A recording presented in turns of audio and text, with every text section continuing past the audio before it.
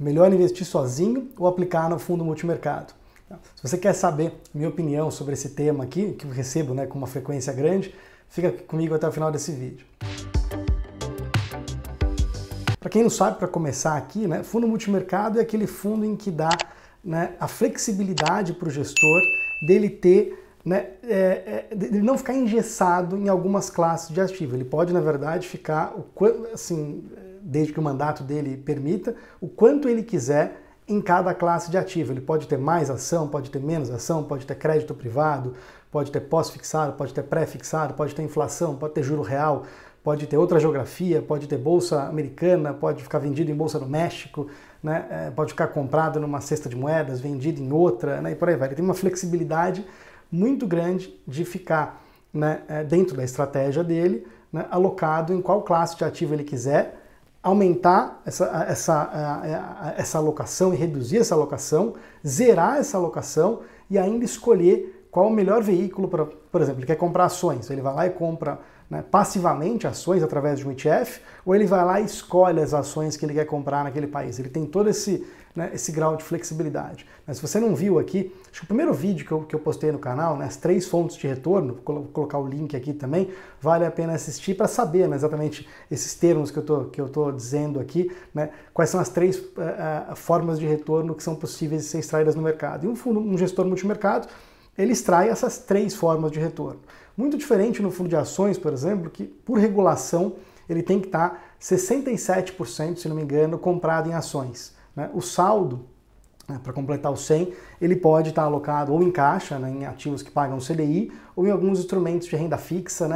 Aí tem algumas restriçõezinhas lá legais que eu não me recordo de cabeça aqui, mas ele é obrigatório, ele tem obrigação de estar 67% comprado em ações. Ele não tem como ficar saindo, não, agora eu não quero. Não, fundo de ações, eu não quero comprar ações agora eu quero comprar moeda. Ele não pode.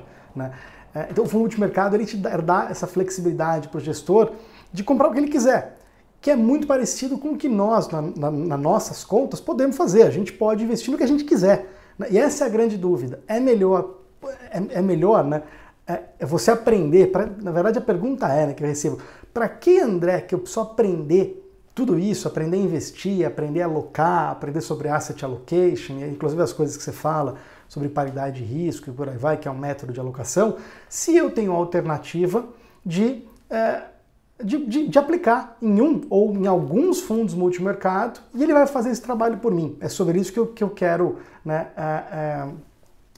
falar um pouco com você aqui. Tá? Eu vou dividir aqui em 3 partes. Primeiro eu vou falar dos prós de você aplicar no fundo multimercado, depois eu vou falar dos contras de você aplicar no fundo multimercado e depois vou dar a minha opinião de como é que fecha o raciocínio, o que eu faço e que eventualmente eu aconselharia você fazer. Vamos lá então. Pró. A primeira coisa que joga a favor de você aplicar num fundo multimercado e não fazer isso sozinho é que o processo decisório costuma ser muito mais robusto do que você aplicar sozinho. E como assim? Como é que geralmente é um processo, bem resumido, um processo decisório de um gestor multimercado? Tudo nasce na cabeça de um economista lá dentro. Tá? Então, geralmente um economista é diferente do gestor que está lá dentro, geralmente. Tá? Ele traça um cenário macro futuro. Olha, nas minhas contas aqui, o cenário macro, e lê esse cenário macro por o que ele acha, geralmente dá para se resumir nesse sentido. Se o PIB vai crescer ou vai cair, se a inflação vai subir ou vai cair, e qual que é a resposta de política monetária que o Banco Central vai dar a esse cenário. Geralmente, assim, resumindo bem grosseiramente, é isso. Como é que vai estar crescimento econômico, não só do Brasil, quanto o resto do mundo, várias geografias, como é que vai estar a inflação desses países e qual que é a resposta de política monetária, que é justamente uma resposta ao PIB e à inflação. Tá? Basicamente isso. O cenário macro para daqui, 12 meses, 18 meses e por aí vai. O mesmo economista ou uma outra equipe de pessoas fala, olha, se tal cenário que o economista falou se materializar, o preço para esses ativos é esse, para dólar é esse, para bolsa é isso, para uma cesta de moedas é isso, para o pré-fixado é isso, para o pós-fixado é isso, a inflação vai estar em tanto que o economista já projetou e por aí vai. Dá preço para cada classe de ativo para esse cenário que o economista traçou, se ele se materializar. E aí, o gestor, que é uma terceira pessoa, ou o portfólio manager, como é que é o nome, como ele é conhecido, ele vai caçar a simetria, ele vai falar, peraí, tá? Se esse cenário que o economista desenhou se materializar, né, o preço é tanto, é 10. Hoje o preço está 5. Opa, né, eu tenho o dobro para ganhar aqui. Se eu comprar agora 5 e aquele cenário se materializar, ele vai para 10. E quanto eu tenho a perder? Eu tenho a perder 1 nas contas deles, por probabilidade do cenário acontecer. E ele vai caçando essas assimetrias e vai compondo um portfólio baseado no que eles acreditam que vai ser o cenário futuro. Quase sempre é assim. Tem processos diferentes? Claro, tem fundos com um pouco mais robustos, um pouco menos robustos, sim, mas quase que todos bons fundos multimercados brasileiros não fogem desse grau de profundidade. O que é muito difícil de você conseguir construir na física sozinho. Apesar de que, um parênteses aqui, tá? O método que eu uso de alocação por paridade de risco, ele leva isso em conta. Qual que é a diferença? A gente não projeta o cenário futuro, o cenário macro futuro, tá? Bom, são alguns níveis, né? Eu ensino em 2 etapas. A primeira etapa é você montar um portfólio passivo, né?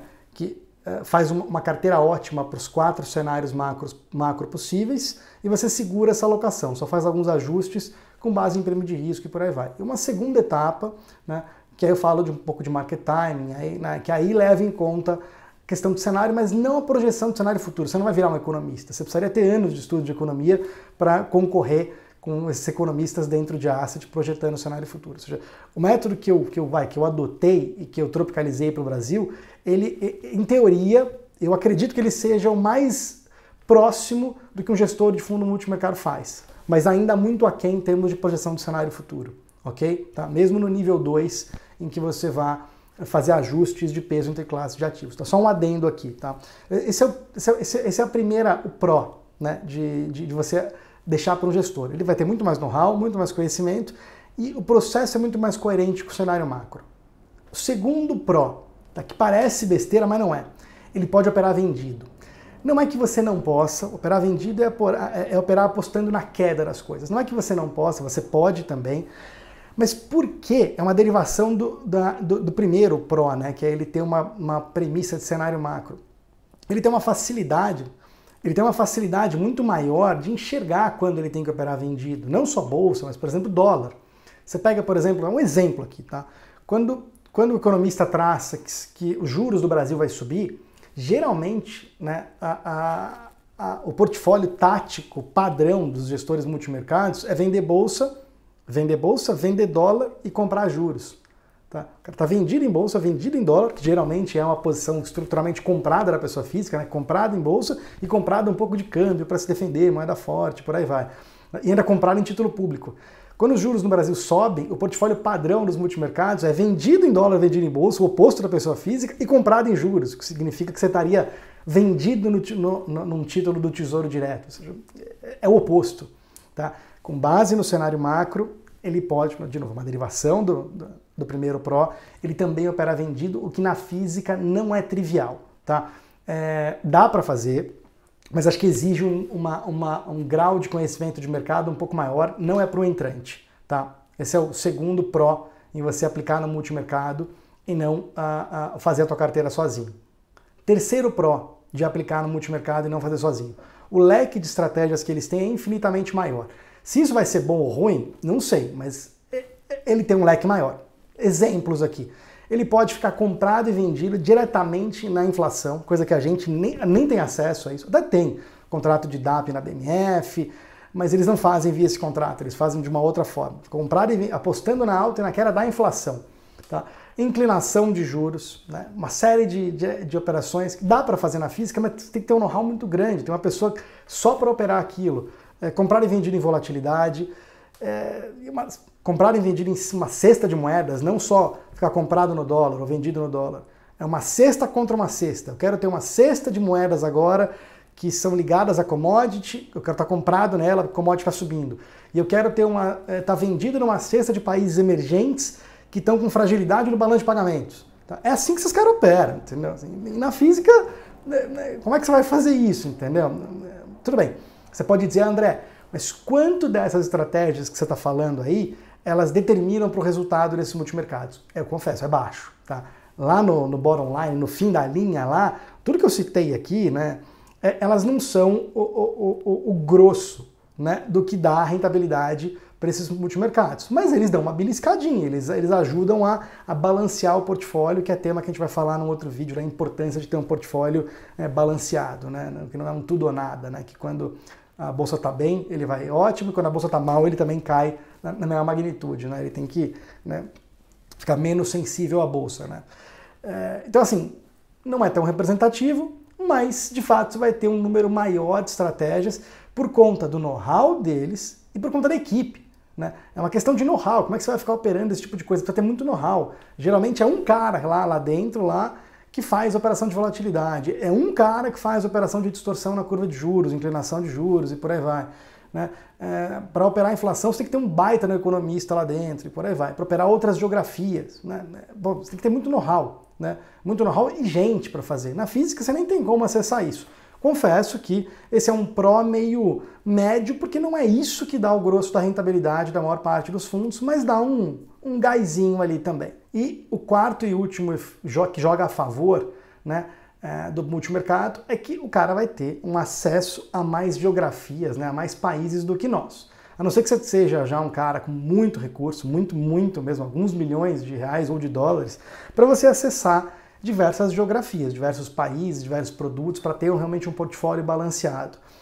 Esse cara acessa com muito mais facilidade, com um custo muito menor e com um know-how de operar os outros países muito melhor que o nosso. Tá? Isso contribui para ter um portfólio menos sensível tanto às oscilações macroeconômicas brasileiras, quanto um portfólio com menos volatilidade. Não é aquele tô rico, tô pobre na carteira. É uma carteira que ela cresce de maneira mais linear, mais progressiva. Tá? Então esses 4 pontos, na minha opinião, talvez existam mais, eles jogariam a favor de você simplesmente desistir de operar, de ter uma carteira de investimento de longo prazo e jogar tudo na mão do gestor multimercado.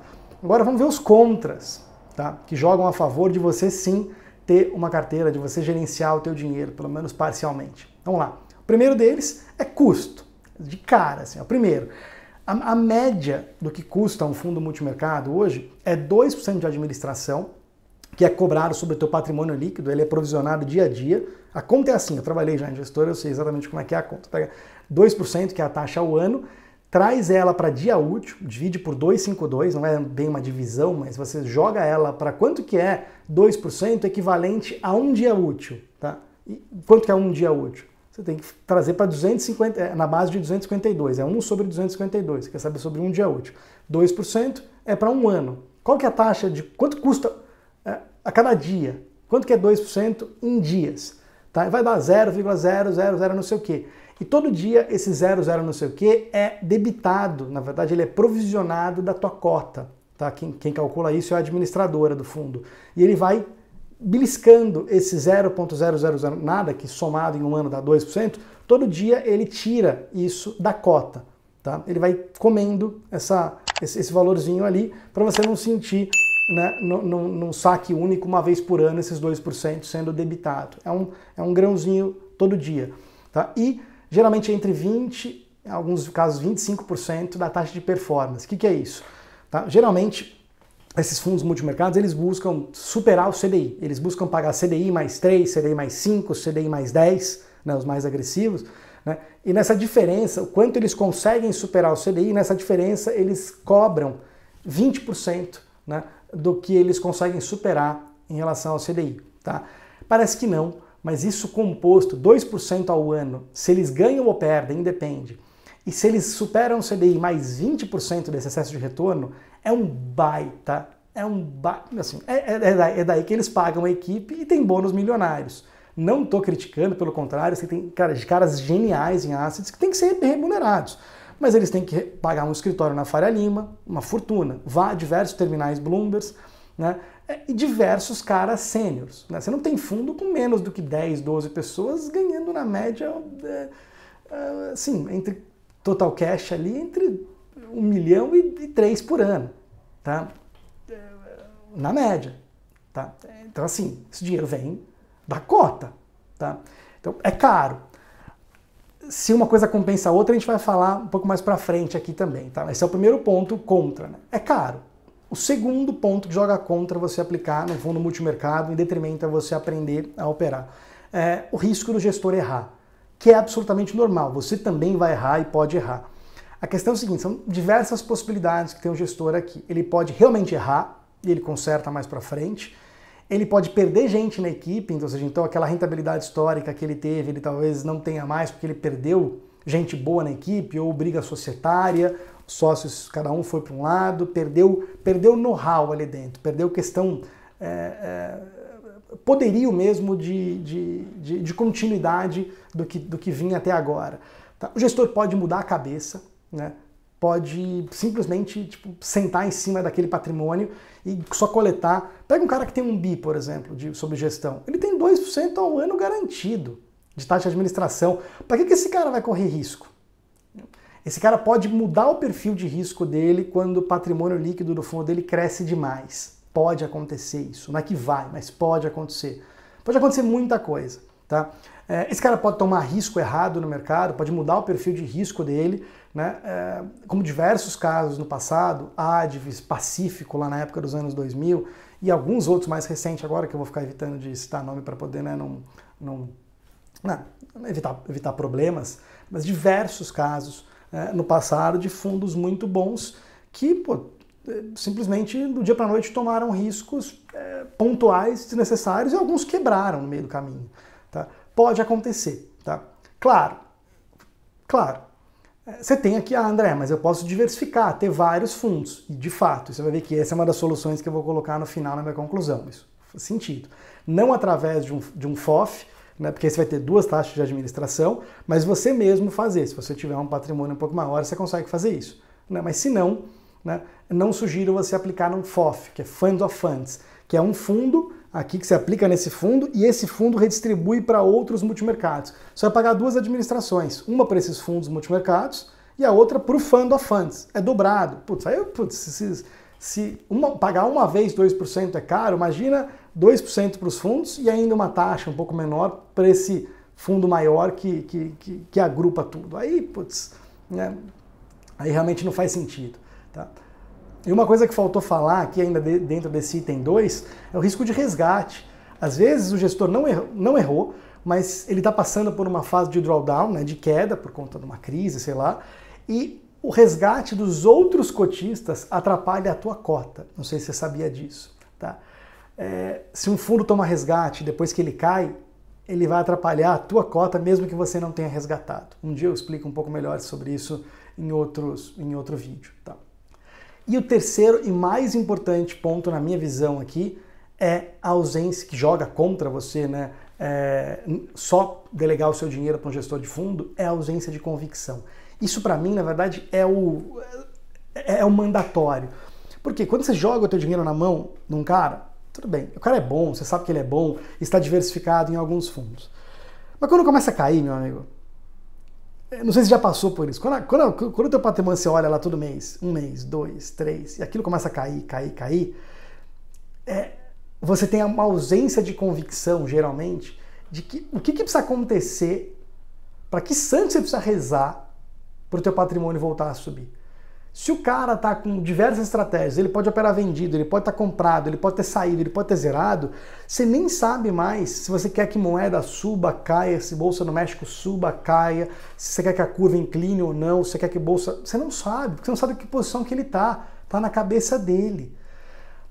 Você não sabe para que santo rezar para tua carteira voltar, porque está na mão de um cara. Tudo bem, ele é melhor que você, mas ele também não é Deus, ele é humano, ele pode errar. Esse ponto para mim peca muito. Ah, André, mas e na física? Da onde eu vou tirar essa convicção? De novo, se você... É por esse motivo que eu escolhi também o portfólio de paridade de risco, porque ele não faz a stock picking. Eu não fico escolhendo ali se eu vou ficar em Petro, Vale, ou no fundo imobiliário A ou no Z. Eu vou na classe de ativos. Quando eu concentro o meu esforço totalmente para a alocação, que é para quanto eu tenho de cada classe de ativos, e não para o ativo em si que eu vou ter, eu fico pensando só em prêmio de risco. Que os ativos pagam CDI mais prêmio de risco. E se eu olhar o prêmio de risco, o gráfico deles, o histórico, o atual, eu sei, se os ativos estão pagando CDI mais 6 de prêmio de risco, é porque eles estão extremamente baratos. É muito CDI mais 6 de prêmio de risco.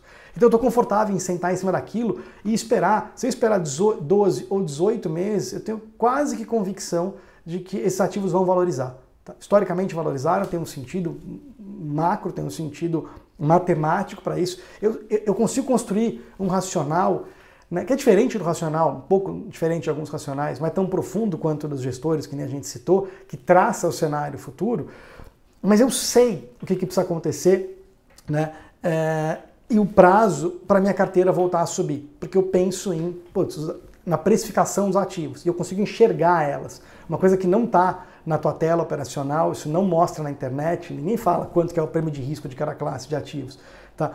Mas dá para saber, eu ensino isso em alguns treinamentos. Tá? E quando você pensa, né, nisso, em uma composição, você sente confiança. Não significa que você não vai perder dinheiro, de vez em quando a tua carteira vai underperformar, mas você sabe o que precisa acontecer e qual que é a probabilidade da tua carteira estar positiva nos próximos 12 ou 18 meses. Antes é muito difícil, pelo menos 12 meses ou 18 meses para o prêmio de risco te ajudar a ele convergir para um patamar mais tranquilo de prêmio de risco, para cair o prêmio de risco, e cair o prêmio de risco significa os ativos subirem de preço. Tá? Sei que é difícil de entender isso aqui sem mostrar exemplos, sem explicar, mas só para dar um apanhado aqui.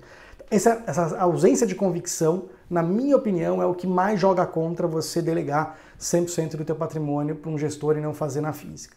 E aí, por fim, como eu tinha prometido, como é que eu faço?